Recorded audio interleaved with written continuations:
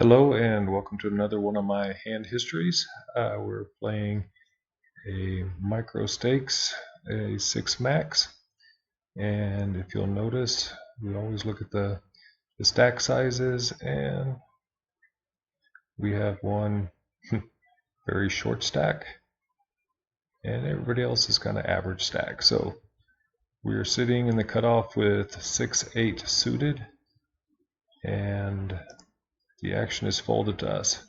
I do not limp pre-flop. If I'm going to play a hand and I'm the first one, I will always come in for a raise. So 6-8 of clubs.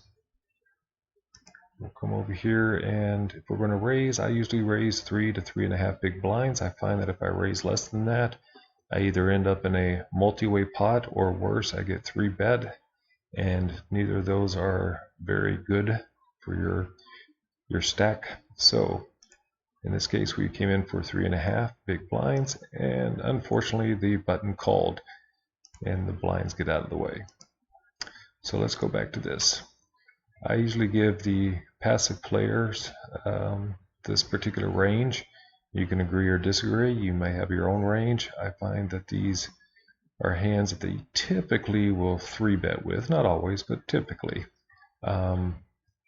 This particular player, I only have 44 hands. He's a 21-14, meaning that he's kind of loose, kind of passive, but not bad. I would say this is a decent player overall.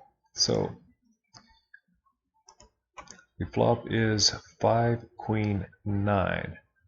5 queen 9. So let me enter those really quick here. Queen of spades, 9 of diamonds. If you're not familiar with this program, this is Flopzilla. I highly recommend you get it. It just makes life easier in hand histories. I will not go into details about how to use it. If you're interested, there's a lot of great videos out there. So what I like to do is, once again, we're talking about 5 queen 9. Right now we're only a 33% chance to win this. You do not have to c-bet every flop. In this particular situation, we've got a gut shot, we've got a backdoor flush draw. All in all, we don't have much of anything. So unless the turn, or unless something helps, we're pretty much done with this hand. So I check, and being the passive player, he checks behind. Oh ho ho. That is the turn we were needing. Well, let's go back a little bit. What would he check with? I think he would check with his entire range. Passive players don't like to bet. Let's say he did have, I don't know, quad. I'm sorry, he can't have quads. He had 3 queens, a set of queens. He would probably slow play that. What if he had queen 9? He would slow play that. Just because you or I would raise those particular hands, or at least bet with those particular hands, doesn't mean passive players do. Remember, you're not playing, or you're going to think about what your villain or your opponent would play, not how you would play it. So if he would, if he would check behind with his whole range, we're still only 1 in 3 chance of winning. But that turn card changes everything. 7 of clubs. Boom. Alright, so we're going to unclick this. So before any action, we're a 96% favorite to win. This is almost locked up. So what we need to do is we need to bet. Well, the pot's small, and we have a monster hand. We need to build this pot. I believe that, if he has overcards, he would call nearly any bet. I think if he had a flush draw, he would call. I think if he's slow playing a queens, he'd call. So there could be an argument saying to bet small to try and keep him in, but I'm wanting to build a big pot with a big hand. So I think a 2/3 size pot is in order, which is what we do. And villain calls. Well, what would he call with? So let's mark with a red any hands that has us beat. Well, right now, no hand has us beat. We could be chopping. So would he call with a straight? Yes. Would he call with a set? Yes. Call two pairs? Yes. Call with an overpair? Yes. Would he call with top pair? Yes. What about pair of tens? I could believe he doesn't believe we have a queen, so yes.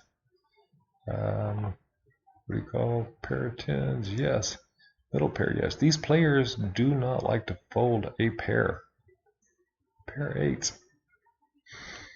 Maybe. We'll give him the benefit of the doubt. What about a weak pair? Pair of fives? Let's give him one more straight of that. Would he call with no made hand? No, I don't think he would do that. But if he's on a draw, definitely. So given that, you know, like I mentioned before, we've got a monster hand. We are way ahead.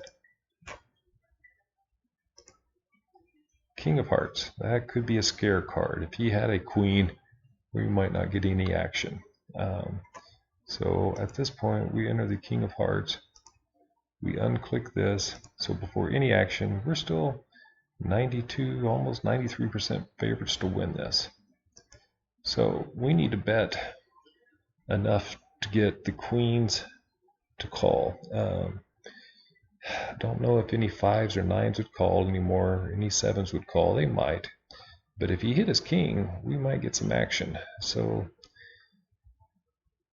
I don't know. I would probably, if he was on a flush draw after that turn card, no matter how small we bet, he's not going to pay us. So we should bet on the big side. I would say, you know, let's go for 2/3 size pot, which is what actually about 3/4 here. I even bet more.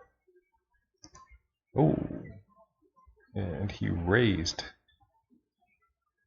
What could he raise with? Let's go look. So we're going to mark that. Would he raise with a straight? Now I want to mark things that have us beat.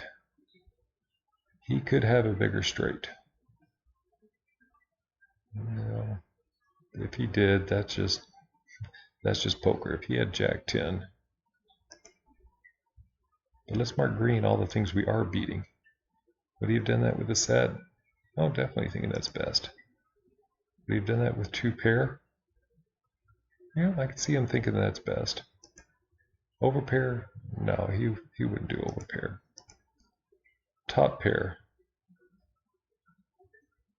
Well, crazy as it seems, he could possibly think his top pair is good, so we'll give him the benefit of the doubt. Top pair. Would he have raised with the middle pair? I guess he could on a bluff. Yeah, we'll give him that benefit of the doubt. What about pair of tens? I think he would have just called. What about pair of fives? Actually, I think he would have folded. Actually, I think the pair of tens would have folded too. So I think this looks pretty good. So based on this, we're 83% favorite to win. Well, let's say he is not that loose of a player. Let's say he would have just called or folded middle pair, just called and folded top pair. You know, we're still 72% favorite to win. We are probably ahead. Now remember, players at the micro stakes do not like to bluff on the river. If they raise with the nuts or what they think is the nuts. So the question is, do we think he has this 27% of his range, which is just the Jack 10 basically? And I guess if we want to, we can actually take off that 8-6 because we chop with it. So based on that, I think the correct move is to shove. I mean, if he has a Jack 10, then so be it. But that is such a small portion of his range. So what we end up doing though is just calling. And was that the right move? I don't think folding is an option. I mean, that's just that is way too tight. And oh, he did have a set. So I think we left money on the table. I think we could have taken his whole stack, because you know he would have called. Well, if you agree or disagree with any of my comments or how I way to play this hand, please let me know in the comments below, and thank you for watching.